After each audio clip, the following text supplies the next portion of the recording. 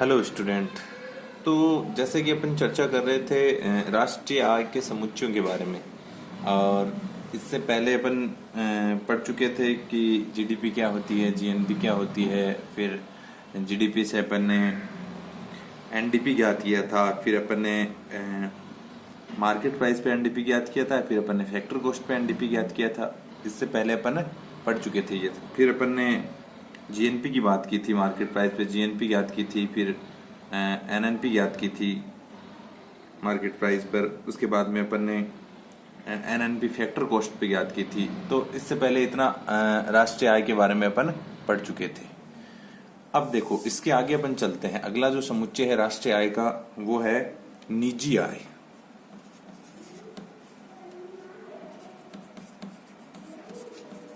निजी आय, निजी आय को कहते हैं प्राइवेट इनकम। ठीक है, तो देखो निजी आय क्या होती है। तो देखो निजी जो भी जितना निजी क्षेत्र है उसके द्वारा उत्पादित आय होती है, या इन निजी क्षेत्र के स्रोतों के द्वारा प्राप्त आय, निगमों के द्वारा रखी गई आय, इसमें क्या होती है, शामिल होती है। जो बहुराष्ट्रीय निगम होती हैं वो, या फिर जितना भी निजी सेक्टर है वो जो आय अर्न करता है उसके द्वारा जो आय का सृजन किया जाता है वो निजी आय कहलाती है। तो इसमें क्या क्या शामिल होता है और क्या क्या नहीं शामिल होता है। तो देखो अपन इसका सूत्र लिखते हैं, फिर अपन इसके आगे व्याख्या कर लेंगे क्या क्या इसमें शामिल होगा और क्या क्या इसमें नहीं होगा। प्राइवेट इनकम,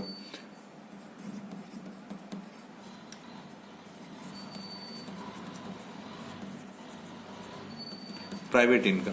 तो देखो प्राइवेट इनकम में शामिल होता है आपके एनएनपी फैक्टर कॉस्ट पे। इससे पहले अपन इसी की चर्चा की थी। देखो एनएनपी फैक्टर कॉस्ट पे, एनएनपी फैक्टर कॉस्ट पे इससे पहले अपन निकाल चुके हैं। एनएनपी फैक्टर कॉस्ट पे उसमें जुड़ता घटता क्या क्या है वो है इंपॉर्टेंट। तो इसमें सबसे पहले जुड़ता है प्राइवेट इनकम में एनएनपी एफसी में क्या जुड़ता है, TP plus IPD minus CSS minus PPU. ये इसका प्राइवेट इनकम का क्या हो जाएगा, सूत्र हो जाएगा।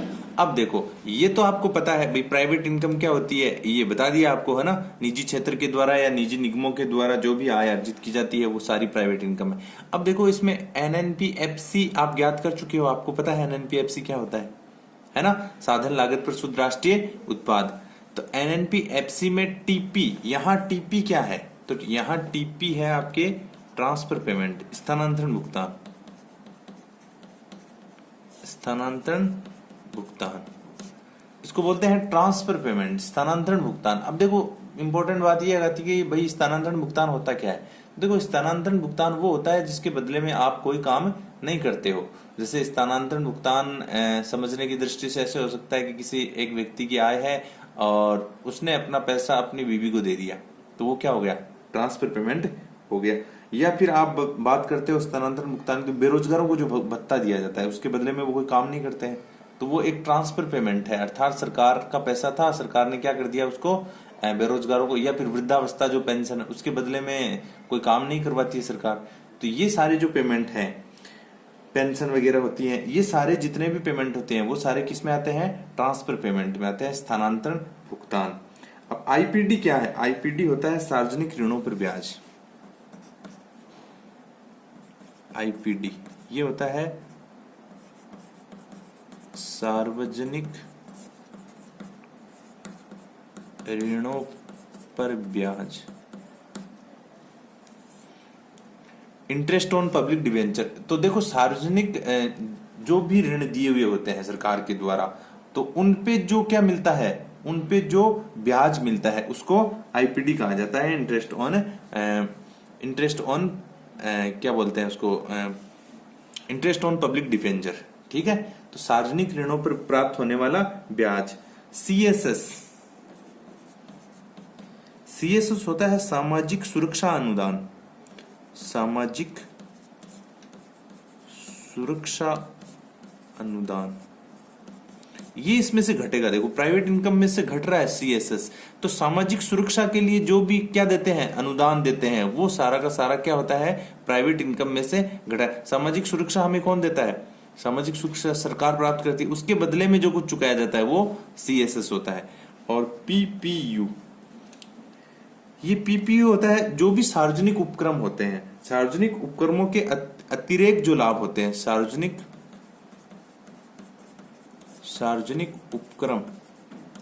उपक्रमों के अतिरेक लाभ।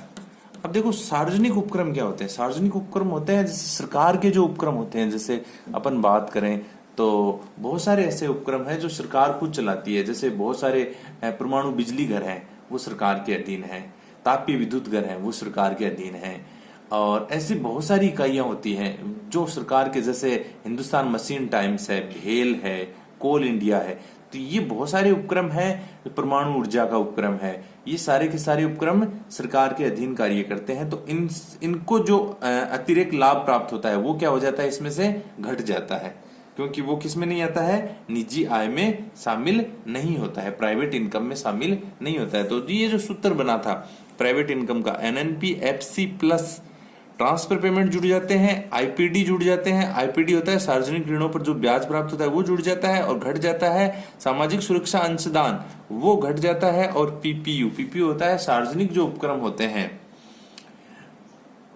उनको जो अतिरिक्त लाभ प्राप्त होता है वो क्या हो जाता है, इसमें से घट जाता है। ठीक है, तो अब ये तो निजी आय की बात हुई। अब इसके आगे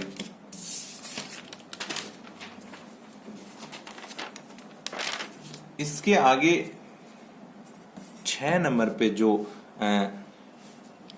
पे जो घटक लिया जाता है राष्ट्रीय आय के लिए, वो है व्यक्तिगत आय, पर्सनल इनकम। व्यक्तिगत आय इसको कहते हैं, देखो व्यक्तिगत PI, दोनों PI हैं, वो प्राइवेट इनकम है और ये है वो प्राइवेट इनकम है, ये पर्सनल इनकम है। तो देखो पर्सनल इनकम और प्राइवेट इनकम में बहुत बार क्या हो जाता है, कंफ्यूजन हो जाता है आपस में। ये दोनों एक ही हो जाती हैं पर हैं दोनों अलग अलग। तो व्यक्तिगत आय अलग है और प्राइवेट इनकम अलग है। तो प्राइवेट इनकम के बारे में, निजी आय के बारे में अपन इससे पहले पढ़ चुके हैं। अब है व्यक्तिगत आय, PI। तो व्यक्तिगत आय उन सभी आय का योग होती है जो वास्तव में व्यक्तियों अथवा घरेलू क्षेत्र को प्राप्त होती है। व्यक्तिगत आय का सूत्र अपन ज्ञात करें, देखो सूत्र से ज्यादा कंफर्म हो जाता है। PI बराबर, तो इसमें NNPFC होगा आपके, वही NNPFC में से घटता है अवितरित निगम लाभ, अवितरित निगम लाभ। ठीक है, यहां नहीं लिख के यहां लिख देता हूं क्योंकि सूत्र अभी बड़ा होगा। अवितरित निगम लाभ, ठीक है, ये घट जाता है। और घट जाता है निगम कर, जो भी निगम कर लगता है वो भी इसमें शामिल नहीं होता है पर्सनल इनकम में। इसके बाद में अपन इसकी व्याख्या करेंगे, अच्छे से समझ में आ जाएगा। सामाजिक सुरक्षा अंशदान घट जाता है,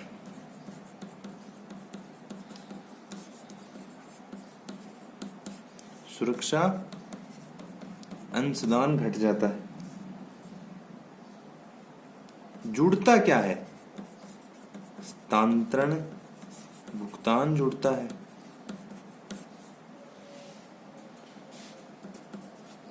स्थानांतरण भुगतान वही है, थोड़ी देर पर ट्रांसफर ऑफ पेमेंट जुड़ता है। और क्या जुड़ता है, सार्वजनिक ऋण पर ब्याज जुड़ता है।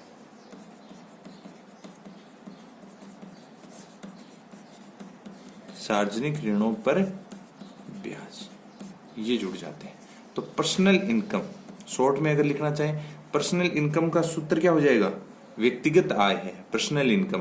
तो व्यक्तिगत आय का सूत्र हो जाएगा NNPFC घट जाएगा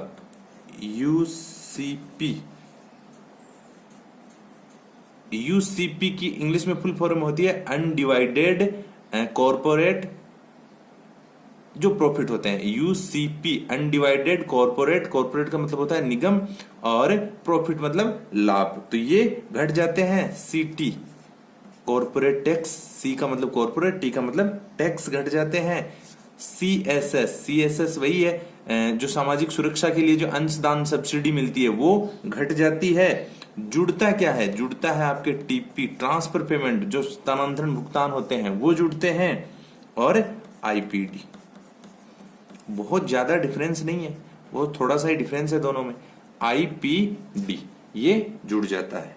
तो UCP अवितरित निगम लाभ होते हैं वो घट जाते हैं किस में से, NNPFC में से। और निगम कर घट जाते हैं जिसको अपन टैक्स ऑफ कॉर्पोरेट टैक्स जिसको कहा जाता है वो घट जाते हैं। CS सामाजिक सुरक्षा अंशदान वो घट जाते हैं। जुड़ता क्या है, ट्रांसफर पेमेंट स्थानांतरण भुगतान जुड़ता है। और IPD सार्वजनिक ऋणों पर जो ब्याज है, इंटरेस्ट ऑन पब्लिक डिबेंचर, वो जुड़ जाता है। तो ये आपकी ज्ञात हो जाती है व्यक्तिगत आय, पर्सनल इनकम। अब देखो स्थानांतरण भुगतान के बारे में आपको पहले बता ही दिया है। ये वे स्थानांतरण भुगतान वो भुगतान होते हैं जिनके बदले में सरकार आपसे कोई कार्य नहीं करवाती है, बिना कार्य के ही जो पेमेंट ट्रांसफर किया जाता है उसको स्थानांतरण भुगतान कहा जाता है। अब देखो अगला, अब इसके आगे आता है 7वें नंबर पे व्यक्तिगत खर्च योग्य आय। थोड़ी बहुत चर्चा अपन ने इससे बहुत पहले कर चुके हैं इसके बारे में। व्यक्तिगत खर्च योग्य आय, इसको कहा जाता है PDI, personal disposable income. PDI English जो स्वरूप होता है वो होता है पर्सनल, व्यक्तिगत, खर्च योग्य मतलब डिस्पोजेबल, और इनकम मतलब आय। तो व्यक्तिगत खर्च योग्य आय क्या होती है? तो एक व्यक्ति की व्यक्तिगत खर्च योग्य आय कैसे ज्ञात की जाएगी? एक तो व्यक्तियों पर जो टैक्स लगते हैं, भाई व्यक्तिगत जो भी टोटल उसकी ज्ञात होगी। PDI ज्ञात करें, अपन सूत्र लिख देते हैं पहले। PDI अगर ज्ञात करें तो देखो PDI ज्ञात करेंगे तो पहले अपने पास क्या होनी चाहिए, पर्सनल इनकम होनी चाहिए, पूरी व्यक्तिगत आय होनी चाहिए। पर्सनल इनकम में से सबसे पहले क्या घटेगा, माइनस व्यक्तिगत कर घट जाएगा। और क्या घटेगा, व्यक्तियों पे जो डायरेक्ट लिख देता हूं, फीस फाइन आदि, फीस फाइन जुर्माने जो भी है, ये क्या हो जाता है, घट जाता है। देखो वापस समझते हैं इसको। खर्च योग्य आय क्या होती है? एक तो व्यक्ति होता है, जैसे एक व्यक्ति है और उसकी आय है 50,000 रुपए पर मंथ, तो 50,000 रुपए पर मंथ आय उसकी टोटल आय है, ठीक है ना, उसकी पर्सनल इनकम है, व्यक्तिगत आय है। परंतु क्या वो इसको पूरी को खर्च कर सकता है? नहीं कर सकता, क्योंकि इसमें से टैक्स डायरेक्ट है वो नहीं घटा है। तो सबसे पहले तो इसमें व्यक्तिगत जो कर है, व्यक्तिगत जो कर लगते हैं, आमतौर पे डायरेक्ट टैक्स में आता है ये। तो जो भी टैक्स होती है, जैसे सरकार ने कर रखा है कि भाई आपकी 50,000 रुपए इनकम है तो आपको 5% टैक्स देना पड़ेगा। तो 5% 50,000 का 2,500 रुपए आपको क्या देना पड़ेगा, टैक्स देना पड़ेगा। या 10% आपको टैक्स देना पड़ेगा, तो आपको 10% का मतलब 5,000 रुपए आपको टैक्स देना पड़ेगा। तो सबसे पहले तो वो व्यक्तिगत कर इसमें से क्या हो जाएंगे, घट जाएंगे। मान लेते हैं एग्जाम्पल के तहत पर्सनल इनकम थी 50,000, 10% टैक्स है तो 5,000 तो ये घट गए, 5,000 घट गए। माइनस फीस फाइन क्या होते हैं, मान लेते हैं उसने कोई रूल तोड़ दिया, तो ये टैक्स में नहीं आते हैं। फीस और फाइन जुर्माने वगैरह जो भी लगते हैं, उसने ट्रैफिक कोई रूल तोड़ दिया या कहीं और कोई जुर्माना लग गया उस पर, तो मान लेते हैं ऐसे कोई जुर्माना 1,000 रुपए का लग गया। तो अब इसकी पूरे महीने की बात है ये, तो पूरे महीने का टैक्स है ये। तो 50,000 रुपए उसकी मंथली आय थी, इसमें से 5,000 रुपए तो ये तो है direct tax, DT direct tax, और ये है उस पे जो फाइन फीस वगैरह जो भी लगा है, तो वो ये घट गया। अब इसके पास पैसा कितना बचा है, अब इसके पास 6,000 रुपए घट गए तो इसके पास 44,000 रुपए बचा है। तो ये उसकी क्या है, PDI है, अर्थात डिस्पोजेबल इनकम है। अब इसको वो क्या कर सकता है, खर्च कर सकता है, बचा सकता है, जो भी वो करना चाहे इसका कर सकता है। पर खर्च योग्य आय उसकी यही है। तो एक व्यक्ति जो होता है तो उसकी जो पूरी इनकम होती है वो उसकी खर्च योग्य आय नहीं होती है। तो खर्च योग्य आय क्या होती है, खर्च योग्य आय वो आय होती है जो कि डायरेक्ट टैक्स या व्यक्तिगत जो भी कर उस पे लगे हैं, जो व्यक्तिगत उसकी पूरी पर्सनल इनकम है पहले, उसमें से व्यक्तिगत जो आयकर है वगैरह वो घट जाएंगे, और उसके बाद में उस पे जो फीस फाइन जुर्माना जो भी लगा है वो सब घट जाएंगे। तो क्या बचेगी, उसके पास disposable income, personal disposable income बच जाएगी। तो अपन ने बात की, सबसे पहले अपन ने प्राइवेट इनकम के बारे में बात की, प्राइवेट इनकम के बारे में बात की, पीआई दोनों सेम ही है। फिर अपन ने व्यक्तिगत आय के बारे में बात की, पर्सनल इनकम जिसको कहा जाता है। और ज्यादातर जो कंफ्यूजन होता है वो व्यक्तिगत आय और आपकी जो प्राइवेट इनकम है, पर्सनल आय है, सॉरी पर्सनल आय तो ये होगी पर्सनल आय, व्यक्तिगत आय जो प्राइवेट आय है उसमें और इसमें व्यक्तिगत आय में, पर्सनल आय में, इनमें क्या हो जाता है, बहुत बार कंफ्यूजन होता है, इनको थोड़ा सा अलग करना है। तो व्यक्तिगत खर्च योग्य आय अर्थात खर्च योग्य जो वर्ड आता है उसी से डिफाइन हो जाता है ये, कि उस पे जो टैक्स या फाइन वगैरह जो भी लगा है वो जब उसमें से घट जाता है तो जो आय बचती है वो क्या कहलाती है, डिस्पोजेबल, पर्सनल डिस्पोजेबल इनकम कहलाती है। तो इस प्रकार अपन ने इन तीन जो अपने समुच्चय थे राष्ट्रीय आय के उनकी ओर चर्चा कर ली है। ठीक है।